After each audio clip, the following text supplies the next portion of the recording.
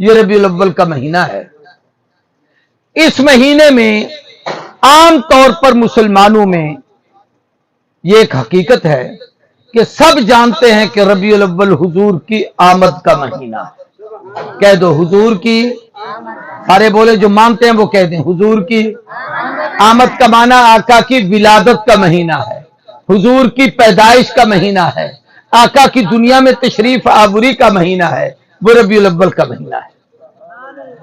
لیکن کمزوری ہماری یہ ہے کہ ہم نے اس کو صرف آمد کا مہینہ سمجھا ہے، جبکہ ماہ ربیع الاول پر غور کریں تو یہ صرف آقا کی آمد کا مہینہ نہیں، بلکہ آقا کے تشریف لے آنے کے بعد 40 سالہ آپ کا وہ دور جو اعلان نبوت سے پہلے کا ہے، وہ مکمل ہونے کے بعد جب اللہ نے آپ پر سب سے پہلی وحی کی اور آپ کی نبوت اور رسالت کا اظہار ہوا، لوگوں کے سامنے آپ کی رسالت واضح ہوئی، آشکارا ہوئی، آپ پر پہلی وحی آئی، اقرا بسم ربک الذی خلق، اس وقت بھی ربیع الاول کا مہینہ تھا۔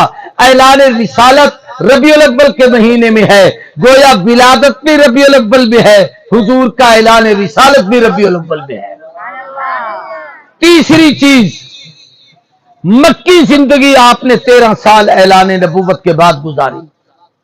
اس زندگی میں آپ نے صدمے سہے، تکلیفیں برداشت کی، آپ کو ساحر کہا گیا، مجنون کہا گیا، دیوانہ کہا گیا، مزمم کہا گیا، راستے میں کانٹے بچھائے گئے، جس میں اتھر پہ اوجریں ڈالی گئی، صحابہ کرام کو صدمات ملے۔ 3 سال تک حضور شیب ابی طالب کی گھاٹی میں قید رہے، آپ کی بچیاں آپ کے ساتھ قید رہیں، آپ کے اہل خانہ آپ کے ساتھ قید رہے، آپ کے چچا ابو طالب آپ کے ساتھ قید رہے۔ ان صدمات میں یہ لوگ گزرے۔ 13 سال گزرنے کے بعد جب آپ نے ہجرت کر کے مکے سے مدینے کا سفر کیا ہے اور پھر آپ وہاں سے مدینہ طیبہ پہنچے ہیں، تو سفر کی 27 تاریخ کو آپ مکے سے روانہ ہوئے ہیں، 3 دن غار میں ٹھہرے ہیں، یکم ربیع الاول کو آپ غار سے باہر نکلے ہیں، ابو بکر آپ کے ہم سفر ہیں، 15 دن کا 12 دن کا سفر کر کے جب آپ مدینہ طیبہ پہنچے ہیں، مدینہ منورہ میں داخل ہوئے ہیں، ربیع الاول کا مہینہ تھا، یہی مہینہ تھا، اس مہینے کی 12 تاریخ تھی اور حضور مدینے میں داخل ہو رہے تھے۔ گویا آپ کی ولادت بھی ربیع الاول میں ہے، اعلان رسالت بھی ربیع الاول میں ہے، حضور کی ہجرت بھی ربیع الاول میں ہے۔ تو ربیع الاول صرف ولادت نہیں، یہ ولادت کا مہینہ بھی ہے، رسالت کا مہینہ بھی ہے اور ہجرت کا مہینہ بھی ہے۔ بات سمجھ آئے تو سبحان اللہ کہیں، جبرن میں آپ کو نہیں کہلوانا چاہتا، نہیں بچے نہ کہیں، جن کو سمجھ آ رہی ہے بڑے کہیں۔ آپ تو سارا دن مدرسوں میں کہتے ہیں، وہ کہیں جن کو سمجھ آ رہی ہے۔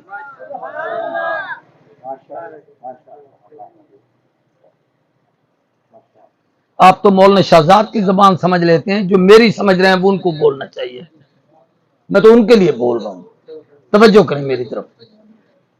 آقا کی ولادت کا مہینہ کون سا؟ زور سے بولو۔ اعلان رسالت کا مہینہ کون سا؟ اونچی آواز سے بولو۔ ہجرت کا مہینہ کون سا؟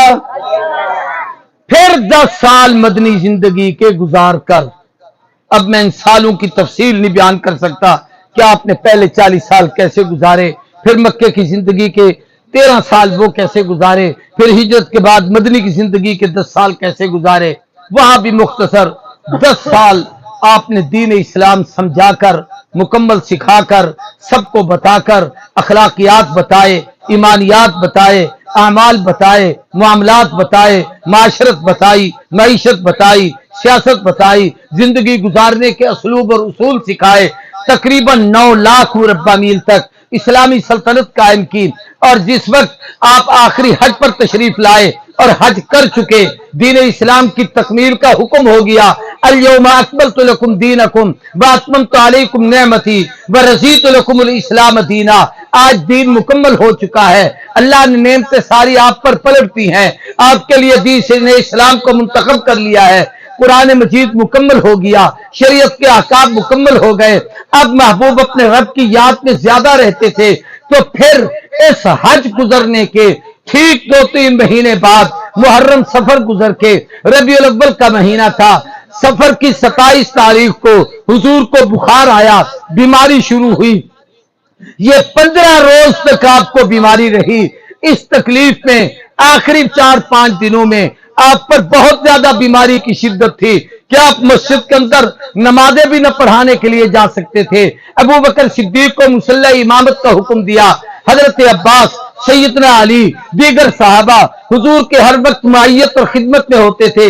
حتیٰ کہ 63 سالہ دنیاوی زندگی، 23 سالہ اعلان نبوت کی زندگی، 10 سالہ مدینے کی زندگی، دین اسلام کی تکمیل کے بعد اللہ نبی کو جس کام کے لیے بھیجتا ہے، جب وہ کام مکمل ہو چکا، دین مکمل ہو چکا، دین بتایا جا چکا، دین سمجھایا جا چکا، دین امت تک پہنچایا جا چکا، اور حضور نے حجۃ الوداع پہ پوچھا تھا، الا حل بلغتکم، کیا میں نے دین تم تک پہنچا دیا؟ تو صحابہ کے یہ 3 جملے تھے، قد بلغتا وادیتا ونصحتا، آپ نے پہنچا دیا، حق ادا فرما دیا، نصیحت کر دی ہے. تو فرمایا اب سن لو، میرے بعد قیامت تک کوئی نبی نہیں، اسلام کے بعد کوئی دین نہیں، قرآن کے بعد کوئی کتاب نہیں. فَلْيُبَلِّغُ الشَّاهِدُ الْغَائِبُ، اب تمہاری ذمہ داری ہے، اس دین کو لے کے نکلو، حاضرین غائبین تک پہنچے، یہاں کے لوگ ان لوگوں تک پہنچے جن تک میں نہیں پہنچ سکا، یہ نہیں پہنچے، ان لوگوں تک دین اسلام کو پہنچاؤ. اس کے کہنے کے بعد وہ محبوب کے آخری ایام تھے کہ ربیع الاول کا مہینہ تھا. اسی ربیع الاول کی اسی 12 تاریخ کو آمنہ کے در یتیم اس فنا کے جہان سے بقا کے جہان کی طرف، خلق سے خالق کی طرف، دنیا سے قبر اور آخرت کی طرف، اس عالم سے برزخ کی طرف آپ نے جب رحلت فرمائی، رخصتی فرمائی، اس دنیا سے جدائی فرمائی، تو وہ بھی ربیع الاول کا مہینہ تھا. سارے بولو کون سا مہینہ تھا؟ اونچی آواز سے. بچے نہ بولیں، پچھلے بولیں. شکر ہے 3 آدمیوں کو سمجھ آئی ہے، ایک اس کو، ایک ان کو اور ایک ان کو. کون سا مہینہ تھا؟ پچھلے بولیں گے تو مجھے سمجھ آئے گی کہ وہ سمجھ آئیں. کون سا مہینہ تھا؟ ربیع الاول. ولادت کا مہینہ کون سا؟ اونچی آواز سے. اعلان رسالت کا مہینہ کون سا؟ اونچی آواز سے. ہجرت کا مہینہ کون سا؟ اونچی آواز سے. حضور کی دنیا سے رحلت، جدائی اور رخصتی کا مہینہ کون سا؟ ربیع الاول. اب ایک بات سمجھو، بڑی سادہ سی،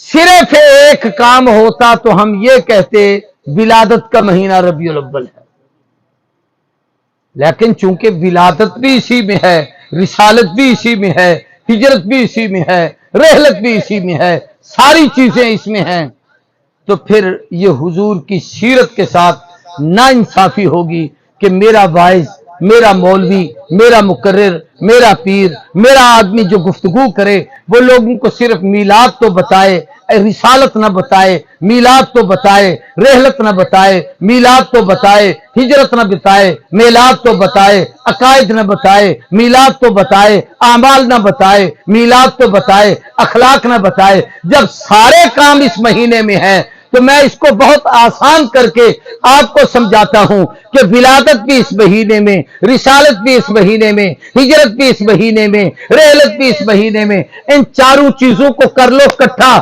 اب اس کا ایک ہی نام آسان سا یاد کر لو جو سب کو سمجھ آ جائے گا کہ ولادت بھی اس میں ہو، رسالت بھی اس میں ہو، ہجرت بھی اس میں ہو، رحلت بھی اس میں ہو.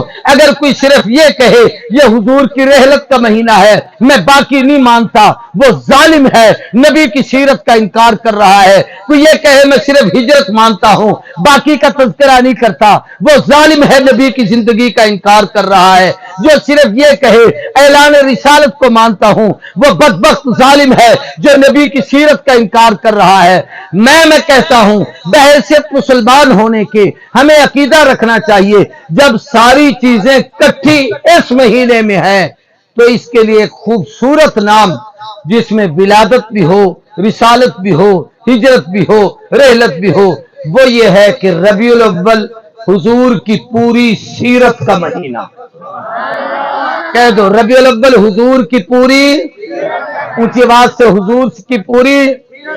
اب کوئی آقا کا بچپن بیان کرے تو سیرت ہے، آپ کی ولادت بیان کرے تو سیرت ہے، آپ کی جوانی بیان کرے تو سیرت ہے، ازدواجی زندگی بیان کرے تو سیرت ہے، تجارت سے بیان کرے تو سیرت ہے، مکی زندگی بیان کرے تو سیرت ہے، شیب ابی طالب کی گھاٹی بیان کرے تو سیرت ہے، اعلان رسالت بیان کرے تو سیرت ہے، جبریل کا آنا بیان کرے تو سیرت ہے، حضور کی ازدواجی زندگی بیان کرے تو سیرت ہے، آپ صلی اللہ علیہ وسلم کی ہجرت بیان کرے تو سیرت ہے، آپ کا مدینے جانا بیان کرے تو سیرت ہے، آپ مدینے کی زندگی کو بیان کرے تو سیرت ہے، آپ کے مکے اور مدینے کے حالات بیان کرے تو سیرت ہے، نبی کے خاندان کا تذکرہ کرے تو سیرت ہے، بیویوں کا ذکر کرے تو سیرت ہے، یعنی پیغمبر کی نسبت کی جو بات کہے گا وہ سیرت ہوگی۔ مسلمان صرف ولادت کا قائل نہیں، محمد کی ساری سیرت کا قائل۔